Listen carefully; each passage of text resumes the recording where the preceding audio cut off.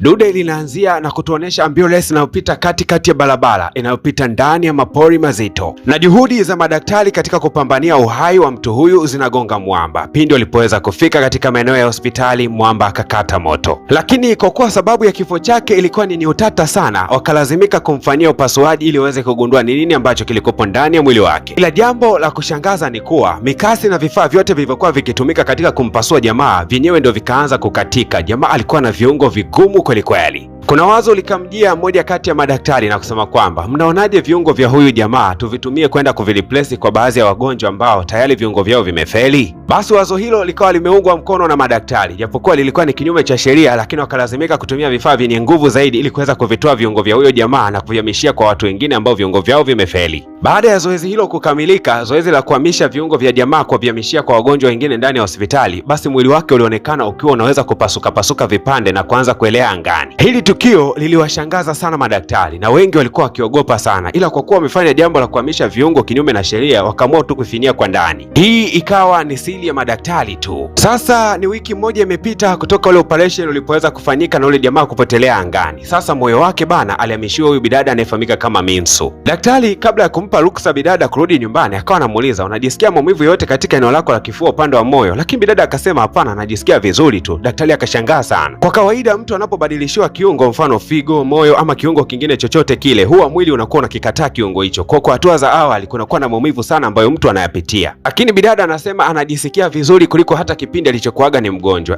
Daktari mwenyewe akabaki anashangaa tu, imekuaje hiki kitu? Na baada ya kuruhusiwa kutoka pale hospitalini, mzee moja kwa moja kwanza akampitisha bidada katika eneo fulani vile la mgahawa, akamwagizia msosi kama wote. Alishangaa kuona kwamba binti yake ametokea leo hospitalini, lakini anakula, utafikiri ni mtu ambaye alikuwa na njaa ya mwaka mzima. Lakini pia aligundua kwamba binti yake kuna tattoo ambayo iko katika mkono. Binti akasema kwamba hii tattoo ilijichora siku ambayo tumetoka kufanyia operation wa moyo, na shangaa tu imejitokeza, huenda ndio hiyo side effect ya operation. Hasa huyu bidada anayefahamika kama Minsu akawa anamwambia babake kwamba baba, nataka kuendelea na mchezo wangu wa boxing kama ambavyo nilikuwa nikifanya kabla, ila mzee akamwambia kuwa usije ukajaribu tena. Akamkumbusha kwamba babu yake na bibi yake wote wana historia ya kufa kutokana na magonjwa ya moyo. Mtu pekee ambaye amebahatika kuwa hai mpaka dakika hii ni yeye peke yake. Na kwa sababu mzee alikuwa anazungumza kwa uchungu sana mpaka machozi anamtiririka, basi bidada Minsu akamwahidi babake kwamba hatoshiriki kabisa mchezo huu wa boxing. Baadaye kidogo akaungana na babake alipokuwa akifundisha watoto wadogo kucheza mchezo wa boxing. Sasa yeye akawa anashangaa namna ambavyo babake anawafundisha hawa watoto. Lakini babake na Minsu aligundua kwamba mtoto wake alikuwa anatamani sana kushiriki haya mazoezi. Ikabidi kumpatia nauli na kumwambia kwamba rudi nyumbani, nenda ukawashe television, kafuatilie tamthilia na likapo za DJ Paul kutokea PVP Media Max. Mzee aligundua kwamba binti yake anatamani sana kushiriki haya mazoezi ila anashindwa. Sasa bidada wakati anaelekea kwenda kubadilisha nguo zake, akamwona bwana mdogo mmoja anahangaika namna kulipiga lile dude la mazoezi. Akaliangalia akamwangalia mzee wake kama anamuona, akagundua hamuoni. Akataka kumwelekeza bwana mdogo anapigaje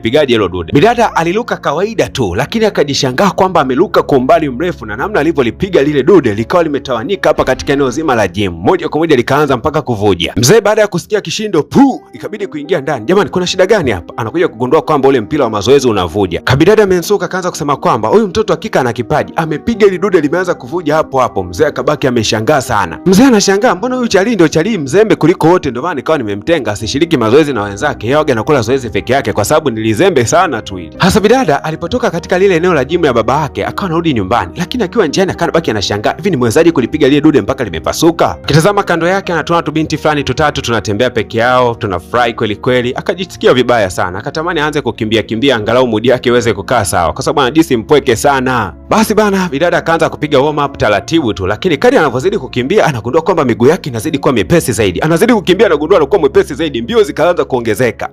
Bwana we, mbona utafikiri inakuwa flash? Dada akajikuta mbio zinaongezeka mpaka anaanza kupaa, akaanza kukimbia umbali mrefu, kimbia sana. Sasa ikafika stage akawa anakosa mpaka balance, mwisho wa siku akapamia gari. Sasa jambo la kuchekesha ni kwamba badala wa yeye kuumia, gari ndio likawa limeumia, tena likawa linataka kuanguka. Bidada akaenda akaliwahi lile gari akalishikilia. Dereva hakuamini, anakuta kuna kabidada fulani kanalirudishia gari kukaa kwenye usawa wake. Upande wa pili tena katika hospitali, leo kuna ripoti ya mtu mwingine ambaye ameweza kunyenyuka tena. Huyu mzee alilala katika koma kwa kipindi cha mwaka mzima, hajitambui, hajielewi. Leo kaamka ghafla. Hasa mzee alikuwa na shida kubwa sana ya kisukari, na hicho kisukari kilikuwa kinamtesa mno. Leo bana ameweza kubadilishiwa ile kongosho yake kwa maana ya pancreas. Hasa mzee kaamka ana nguvu zake vizuri kabisa kama kijana wa miaka 25. Sasa alikuwa anawakumbusha mabinti zake kwamba niliwasikia mnajadiliana wakati nimelala kitandani. Wewe binti yangu wa kwanza ulivyofala, nilikusikia kabisa unasema kwamba mali zote nitakwenda kuzilisi mimi, ndawagawia nyie kidogo kidogo. Yaani uko unajipangia ulisi nikiwa niko hai, mpumbavu wa mwisho . Basi binti yake huyu mwenye tamaa ya mali akatimba moja kwa moja hospitali, akasema mmefanyaje mpaka mzee wangu amepona? Mbona sielewi, nyie si mlisema atakufa nyie? Lakini daktari akasema kwamba tulipata mtu wa kuweza kumchangia kongosho, kwa tukaona ni vyema tu tumchangie, japokuwa tukushirikisha familia, lakini ndio hivyo bana, alipatikanika mtu ambaye tukatumia kongosho yake kumbadilishia. Lakini nakukumbusha kwamba vilitolewa viungo 6 kutokea katika yule mwili wa yule jamaa. Moyo ndio tayari tuweza kumuona huyo binti, kongosho tumemwona huyo mzee. Sasa viungo vingine 4 vimebakia kwa kina nani? Mapema na alfajiri mzee kama kawaida anaelekea katika jimu yake kuwafundisha watoto michezo ya ngumi. Lakini siku ya leo akawa anamuonya binti yake kwamba naomba kama nilipokuwa nimekuelekeza kule hospitalini usifanye mazoezi wala kukimbia ovyo, sawa mwanangu? Yaani ile mzee anakunja tu kushoto anaondoka. Bidada Minso kama kawaida bana akatimba kwenye ile barabara yake ya mazoezi, akawa anajiweka sawa, lakini akashtuka, mbona utafikiri kuna mtu ananichungulia hapa? Katika sekunde za kuhesabu tu mwamba akajua kwamba amejificha, kumbe bidada yuko hapo ameshamfikia. Kumbuka kwamba bidada ana spidi kali sana. Bidada akamshika mwamba mkono, lakini mwamba anafurukuta kweli kweli, jaribu kukimbia lakini hali imekuwa tete. Bidada amemshikilia kwa mkono tu na kilegevu tu yani. Lakini bidada akashtuka kwamba huyu jamaa ni kama naye ana tattoo ile ya mkononi kama ambavyo yeye mwenyewe pia ana tattoo. Akashtuka kwamba huyu jamaa sije ikawa naye ana uwezo. Ikabidi kukaa pembeni na kuanza kujadili naye. Wewe jamaa umewahi kufanya operation? Jamaa akasema ndio bana, nilikuwa napiga sana sigara. Mwisho wa siku nikaambiwa mapafu yangu yameharibika. Sasa siku moja nikashangaa eti nimebadilishiwa mapafu. Ila kutoka nilipobadilishiwa mapafu nimeshangaa kuna kitu cha tofauti sana mwilini mwangu. Niliporudi nyumbani ile napuliza moto bana nikajikuta nimepuliza mpaka masufuria mpaka jiko la gesi vyote vikawa vimetawanyika. Akawa anamuonesha bidada kwa mfano namna gani alivyo na nguvu ya kupuliza. Kweli jamaa akipuliza bana mpaka kimbunga kinatokea. Na mwamba baada ya kuonesha mfano wake wa kazi, moja kwa moja akamwambia bidada, inasemekana kwamba viungo viligawiwa 6. Nilikwenda kumuuliza daktari aliyeweza kunitibia na akasema kwamba kuna wengine 4 ambao wana viungo kama sisi. Hasa huku mitaani bana tunakutana na mwamba mmoja bonge la handsome, bishoki noma. Huyu jamaa bana anadunda si mchezo bana. Mwamba anazurula kweli kweli mitaani, kila kitu anataka kukiona. Sasa historia inaonyesha kwamba huyu jamaa alikuwaga ni kipofu zamani. Kwa hiyo alipewaga macho yule jamaa ndio yakatumika kwa mbadala wake. Mwamba anaweza kuona vitu vidogodogo sana. Yaani anaweza kaona mpaka mawimbi ya simu namna ambavyo yanasafiri kwenye anga. Lakini pia anaweza kuona hata kama umevaa, yeye anaweza kuona kama hujavaa.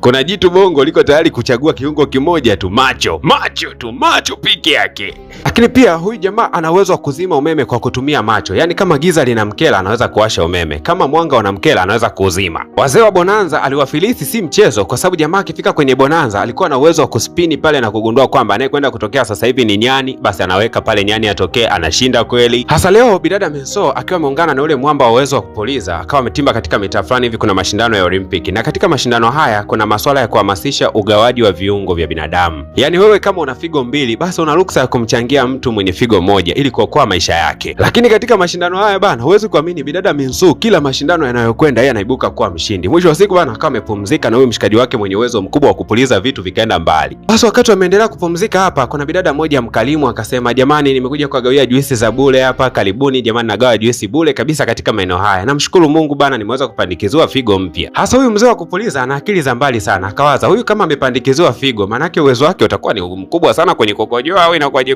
kwa sababu figo inahusika pia na masuala ya kutengeneza mkojo. Akaanza kumtilia shaka huyu bidada usije kawa ndo anakojoa hizi juisi anazozigawa bure.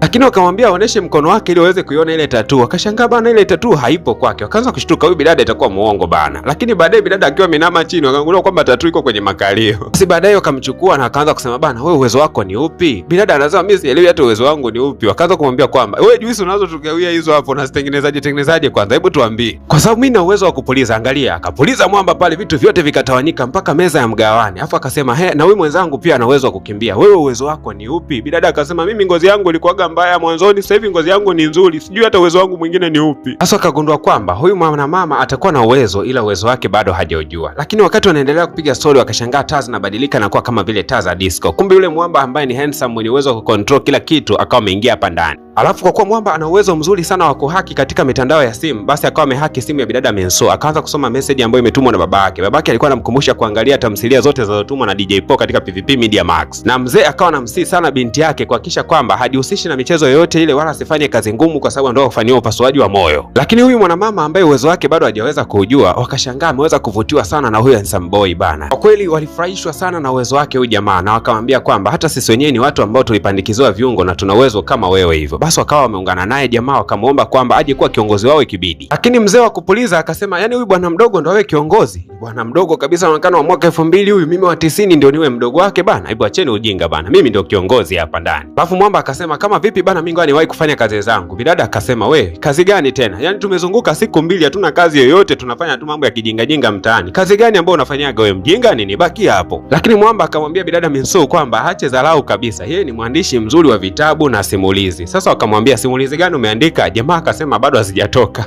Hasa tumeshaona watu 4 ambao wana uwezo, lakini kuna yule mzee ambaye pia naye ana uwezo aliyebadilishiwa kongosho. Sasa hatujajua bana mtu wa mwisho kabisa, mtu wa 6 ni nani? Na kama alipatiwa kiungo, unadhani alipatiwa kiungo gani? Bana, kiungo ambacho mtu wa 6 alikuwa amepatiwa ni mtihani na nusu. Hakikisha tu kwamba umegusa alama ya kusubscribe, lakini pia usisahau kugusa alama ya kulike. Na kama unaweza kuhakisia kiungo ambacho mtu wa 6 alikuwa amepewa, basi ni vyema ukakiandika hapo katika ukurasa wa kucomment, kwa sababu bila shaka yoyote kiungo hicho kitakuja kukuchekesha sana. Lakini kwa wote ambao wanatamani kutangaza biashara zao, ni vyema ukanicheki inbox kupitia namba ya simu 0622113984 sawa na unavyoweza kuiona chini ya skrini yako, ili uweze kutangaza biashara yako. Kumbuka kwamba PVP Media Max ni uwanja wa wote.